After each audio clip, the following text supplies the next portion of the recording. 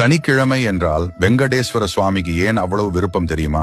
ஸ்ரீனிவாசர் மகாலட்சுமியை தன் மார்பில் இருத்தி கொண்ட நாள் சனிக்கிழமை. ஸ்ரீனிவாசர் திருமலையில் பக்தர்களுக்கும் கோபாலனுக்கு முதலில் தரிசனம் அளித்த நாள் சனிக்கிழமை. சனி பகவான் சனிக்கிழமைகளில் ஸ்ரீனிவாசரை வணங்கும் பக்தர்களுக்கு துன்பம் தரமாட்டேன் என்று உறுதியளித்த நாள். ஆனந்த நிலையம் கட்டும்படி தொண்டைமான் சக்கரவர்த்திக்கு ஸ்ரீனிவாசர் கூறிய நாள் சனிக்கிழமை. ஆனந்த நிலையம் கட்டி முடிக்கப்பட்ட நாள் சனிக்கிழமை. ஸ்ரீ சுதர்சன சக்கரம் தோன்றிய நாள் சனிக்கிழமை. ஸ்ரீனிவாசர் ஆனந்த நிலையத்தில் பிரவேசம் செய்த நாள் சனிக்கிழமை. ஸ்ரீனிவாசர் அலமேலு மங்கம்மாவை திருமணம் செய்து கொண்ட நாள் சனிக்கிழமை.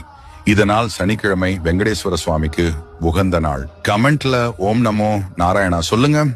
நாராயணனை எந்த நிலையில் எப்படி வணங்க வேண்டும் என்று தெரியுமா?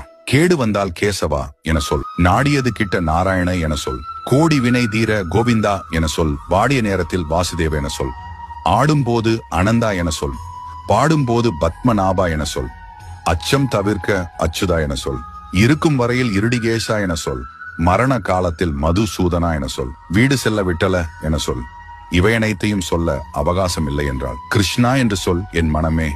நமோ நாராயணா, நீயே கதி ஐயா. உங்களுக்கு பிடிச்ச பெயரை கமெண்ட் பண்ணுங்க.